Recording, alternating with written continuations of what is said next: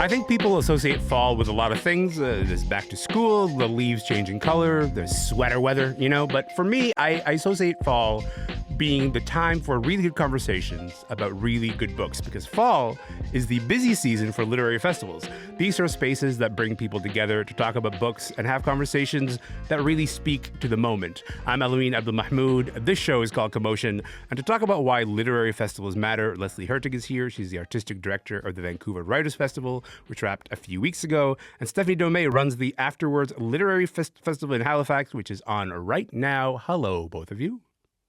Hello, Hello. hello. Hi, it's nice to have both of you. Okay, Leslie, you're not in Vancouver right now. You are in Dublin because that city's book festival is happening. And I think like one of the nice things about literary festivals is that you also just get to see people and spend time talking about like the big stories of the moment.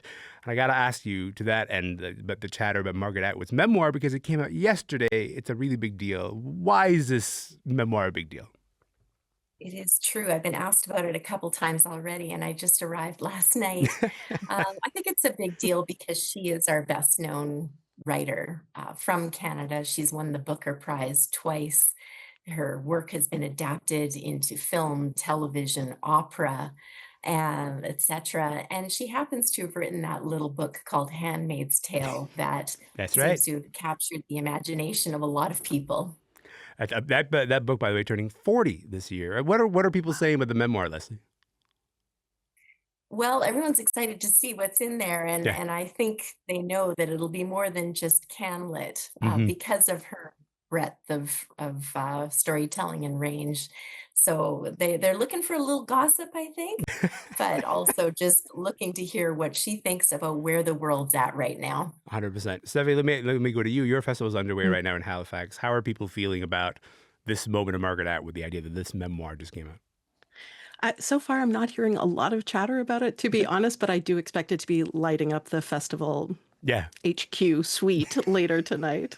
I think like that's the thing. Like the book just came out yesterday. I should mention we're gonna do a deep dive into the memoir next week. I interviewed her last night at the Toronto's Elgin Winter Garden Theatre. There's a lot to talk about there. I can't spill the secrets of all the all the things that we said on stage, but we will be talking about the memoir on the show next week. But Leslie, this is unrelated because Margaret Atwood has been so plugged into so many of the conversations about Canadian cultural sovereignty. When you consider the bigger picture, how do you program your festival? How do you understand the role of your festival right now? And does that responsibility feel a little bit bigger in this current cultural context? Well, we certainly do take our cue from the books that the publishers are publishing, and they do have their finger on what's happening in the world and current cultural conversations. But we also look at what the big topics are. For us this year, the big topic was Canadian sovereignty Hmm. and what is happening south of the border. We did feel it was our role to have these conversations on stage and to have some of our best writers talking about their viewpoints around this. So that's the idea, right? The idea is like, okay, we need to have our writers sort of weigh in on this conversation. And then you're putting together a program, you're putting together a series of events. What does that end up actually looking like?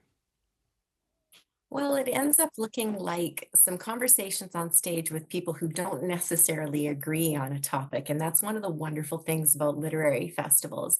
You can put people on a stage together for some intelligent dialogue where perhaps there isn't agreement, but you will see a topic being picked apart and new insights given. It gives our audience the chance to think about things in a different way, in a new way. And I think that's the benefit of literary festivals. Stephanie, I'm talking a little bit like at a remove and being like, tell me about literary festivals, but also like I should say like I'm an invested participant. I really care about these conversations, about the ways that literary festivals have conversations, because I don't think there are spaces like that anywhere else right now in culture. So when you think about the conversations that happen in literary festivals, why do those matter, especially right now? Do you think? Yeah, I agree. It feels like a really special space and an opportunity to be together, Yeah.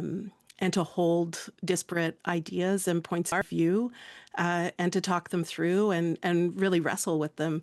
Our feeling as a festival and my feeling as a programmer is that we're at this kind of moment in our time together on the planet where things feel pretty intense and our collective challenges are looming large. And I think, personally, I think what we are going to need to rely on to meet some of those challenges are a lot of the things that come up in literary festival conversations, even at the level of creativity and empathy and understanding that we're not separate, that we're in it together, and learning from other cultures, other points of view, being able to bring those things together to really lift us to a place where we can start to do some of these hard things that we're going to have to do together.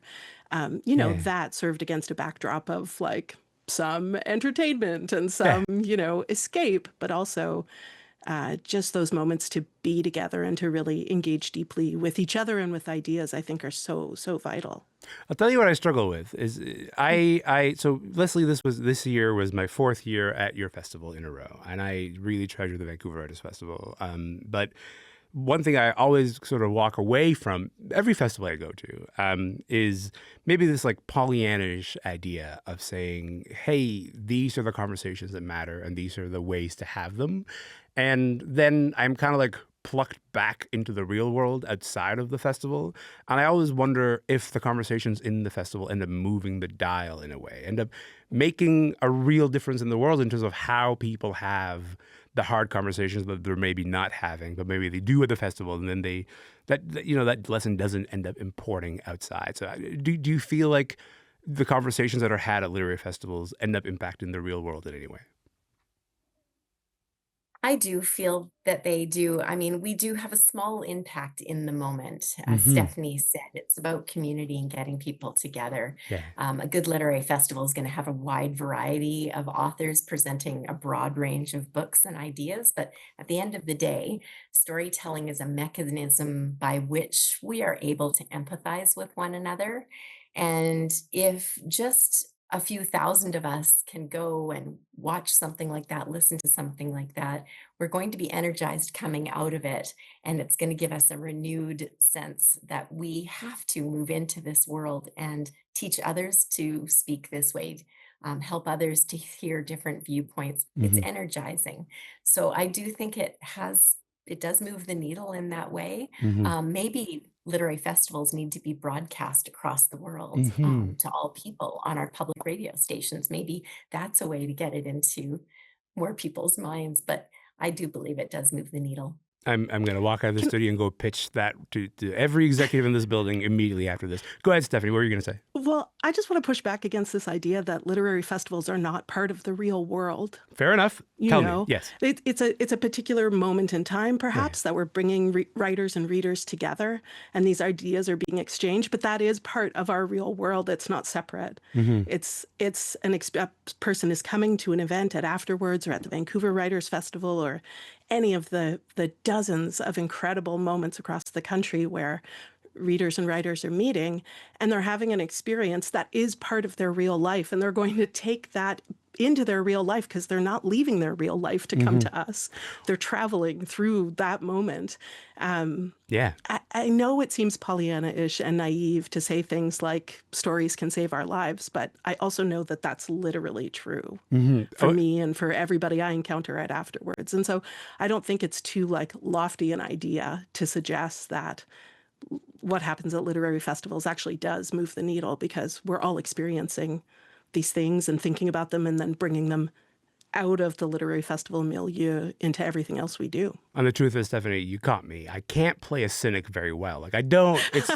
I'm not good at that particular mode. I don't know how to challenge that particular thinking. But what I always end up thinking about is maybe scale. Maybe that's the thing that I'm really reacting to, is that in those moments and in those rooms, when you're having those conversations with people, an author who's sharing why that story changed their life, or people who are sort of reacting to a conversation that sort of opened their worlds, the thing that I always walk away from is thinking, God, I wish this room was 25 times bigger. I always sort of end up walking away from that feeling.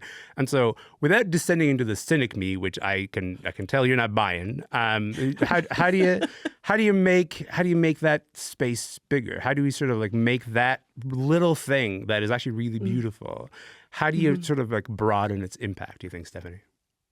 Well, I love Leslie's idea about festivals being broadcast Yes. nationally or internationally. So let's not lose sight of that idea. But I also think that, we're part of this literary ecosystem, right? That is, it's not just festivals and then over here it's booksellers and over there it's writers and over Yeah. here it's readers and over there it's literary magazines. It's like we're all connected, right? Together. And so the whatever we can do to make that ecosystem really evident and obvious Mm-hmm. to everyone who wants to notice it, I think is helpful. Conversations like this certainly are helpful. Yeah. Obviously, I think the government has a role to play here in continuing to support that literary ecosystem because story is so powerful and because we have this opportunity right now to speak with each other and tell each other our stories and hear these stories and really, come to some deeper understanding of who and how and what we are. Mm-hmm. I think the government, certainly all levels, have a responsibility to support artists and to support all the outlets that support artists,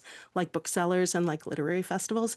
And each of us, has this opportunity right now also to kind of come to attention and notice that we are part of a web and to Yeah. participate in that web, like get to know your local booksellers and your local authors and publishers and Yeah. literary magazines and festivals and support them. Go to the things, buy the books, take them out of the library, Mm-hmm. share their stuff on social. All of those things help make that web like larger and more evident. I think I sound like impossibly idealistic. Oh, but I think all three of us absolutely do, and I think I'm okay with that. Actually, that makes me particularly happy. But also, one, I want to hold on to that idea of responsibility to come to attention, because that to me is at the core of this entire thing. Is I think literary festivals, in large part, are about engagement, right? It's about sort of like noticing around you the conversations that are already happening and figuring out, what, I have a place. I have a place in this conversation. How do I play? How do I sort of like pay attention to that place? With the last couple of minutes that we have here, I just want to sort of give you both an opportunity to say, hey, you got a couple of recommendations of books as you have sort of been programming your festivals. And maybe there are books that people haven't spent enough time paying attention to. Or maybe there are books that people have heard a lot about but haven't had a chance to say, let me spend some time with this book. Leslie, I'll start with you. What do you want to recommend, pal? Okay, well, I'm going to recommend one that has got a lot of attention and then a different series that perhaps hasn't. The book that some of your listeners may have heard of already is by Maria Reva, a Vancouver Ukrainian author who wrote a book called The Endling, which has been longlisted for the Booker Prize. I believe it's shortlisted for the Governor General's Award, perhaps the Giller as well, Yeah. longlisted for the Giller, I think. And it's such a fantastic novel. I highly recommend it. So that would be one of them. The series that I'll recommend is through a great publisher out of Windsor, Ontario called Biblioasis. Mm. They have done a whole series of books called the Field Notes, each one with a very specific focus. So they have Ira Wells talking about book banning. They have Don Gilmore on oil. Casey Plett was one of the contributors. Yes. And forthcoming is a book on nationalism by David Mosgrove. So I love that series. I think it's tackling some really important issues that we've all been talking about in the media and in our homes. I love Biblioasis. Well, David Mosgrove has to actually finish his nationalism book. So like this is a call on national radio for David to get on with it, because I actually definitely want to read that. Stephanie, last word to you, pal. What do you want to recommend? I just as a writer, I'm like, God, that's intense to be called out on radio to finish your manuscript. He wouldn't May have want it never any other happened to way. me. Yes. Okay, good. I'm happy with that then. We just had David A. Robertson here, and his new book, 52 Ways to Reconcile, is such an approachable, hospitable, but also kind of firm Yeah. invitation to Canadians to get a foot on the path toward reconciliation. They're very doable, fun, often Yeah. activities, and I highly recommend that to every person. Get your hands on that. And then the next book that's just really at the front of my mind right now is How to Survive a Bear Attack by Claire Cameron. Claire Cameron, of course. I've been reading that book and thinking a lot about that book and thinking about how she's exploring a kind of a personal experience of grief and illness and then knitting it into this kind of larger narrative about nature and how it can heal us and how it can humble us. Yeah. And I think stories like that are also really important, not to lose sight of. Like that's part of the way that story can save us and connect us too. I love those books and love those authors. They're just totally wonderful people. I just want to say thank you to both of you for coming on the show today. This has been a delight. I really appreciate it. Thank you so Thanks, much. Ellie. Get on the Pollyannish train, everybody. It feels like it's about time. Leslie Hertig is the artistic director of the Vancouver Writers Festival. She's currently in Ireland for the Dublin Book Festival. Stephanie Dobé runs the Afterwards Literary Festival in Halifax, which is happening right now. Earlier, I mentioned Margaret Atwood's memoir. It came out yesterday, by the way. We're going to be talking about that next week on Commotion.